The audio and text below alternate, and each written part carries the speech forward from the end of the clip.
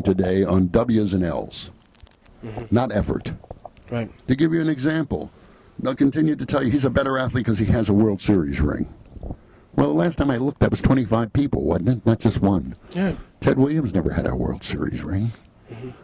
Ralph Houck had more than Babe Ruth because he just happened to be on more winning teams. And we've gotten fixated with W's and L's to the point where in the old days they fought maybe twice a month. And they come back like Ray Robinson losing to Jake LaMotta in 43 and after 124 fights without a loss. 3 weeks later, same ring, he reversed it. How long do you think that would take today? And then later on, brutally massacred. Oh yeah, he beat him 1, 2, 3, 4. Yeah, but four more times. But the point is, everybody, you know, a W. They weren't afraid to get an L then. If they learned, if they moved up, if they reversed it. Today you get guys 28-0. Who's he been fighting? His sister? And that's what makes like modern fighters like Alexis Arguello and Bernard Hopkins special. They lost their first professional fight. Well, and some didn't. Henry Armstrong lost his first. Right. Benny Leonard lost his first. You come back. I'm not interested in his L or a W. What is his overall? But today, you know, in this corner 28-0, in this corner 27-0. Oh yeah, really? Is there a name I recognize on the, you know, the docket? Yeah, or they just take toe tags from the morgue.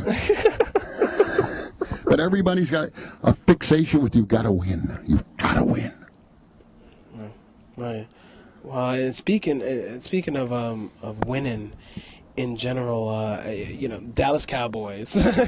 You know, like they had two separate dynasties in the 70s and in the 90s, and you wrote a book on your hatred. No, I just said. Cowboys. Well, the title was "I Hate the Dallas Cowboys and Who Elected Them America's Team Anyway." I didn't get a vote. I didn't know who are these people.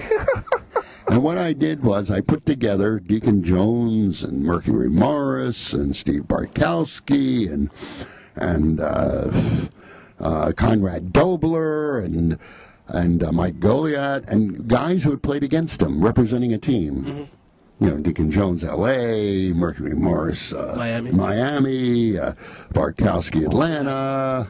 You know, the Goliath, Philadelphia. And they each told why they hated the Dallas Cowboys. Wow. And in each case, they had a different reason. They just hated them. Whether it was because of their contemptuous sneering because we're Dallas Cowboys and how they carry themselves or the characters on the team or whatever it was. But there was one underlying thought. They all rather thought favorably of both Dan Meredith and Roger Staubach, but more Meredith. They thought he was just funny. I think it was Deacon Jones who said I could hear him in the huddle singing "God Didn't Like Honky Tonk Angels," and then punctuating with "On 3 Red." And he'd come up to the line singing. Keeping it loose, yes. But it was a fun book to, and I'm a football fan, I've got to tell you. I grew up with the Washington Redskins. The best quarterback I ever saw was Sammy Baugh. Sammy Baugh. Easily, number 33. Did you know in 1 year, he led the league in passing, punting, and interceptions? I didn't know that, because I know he has that punt average of 50. Yeah, but a lot of those were quick kicks, because it was out of the single wing, because I saw him. But his leg was whippet-like. His arm was the best I'd ever seen. Namath second. Unitas might have been the best field general, but his arm was nothing like Baugh's. They tell the story about Sammy Baugh, and this goes back to when the players did not wear face masks. And they're playing the Bears, who in those days, in the early 40s, were known as the Monsters of the Midway. And they had a guy, George Trafton, who played for the Bears. I guess he played both ways back then. And George was so tough, he actually was a professional boxer in the off-season and fought Primo Carnera. Okay. He had a gym in Chicago, Trafton's. Joe Louis used to train at. And he just ground Sammy Baugh into pieces. Finally, Sammy said, "Let him in." And he hit him right between the eyes with a spiral, and they carried him out, and that was his last play for the day. That's how accurate he was. I did. Wow, and so he played. Wow, he was a great DB too. Yeah, he played from 37 to 51. I can give you stats. I never saw a quarterback like him, and probably never will again.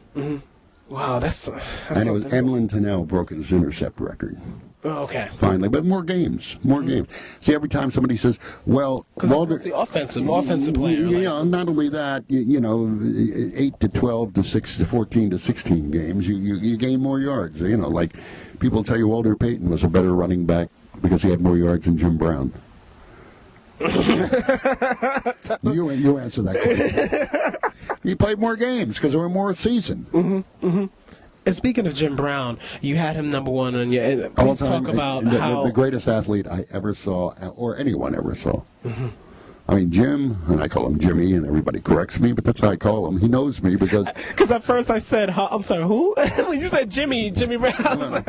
I think he's a very wonderful character. He doesn't want to be called a character, but he is. But Jim is a proud man, proud of his achievements, proud of what he does. And then at a party, somebody will jump on his back, and without turning around, he says, "Bert, get off." And you know he means it. Yeah. This is not somebody you want to piss off. Right.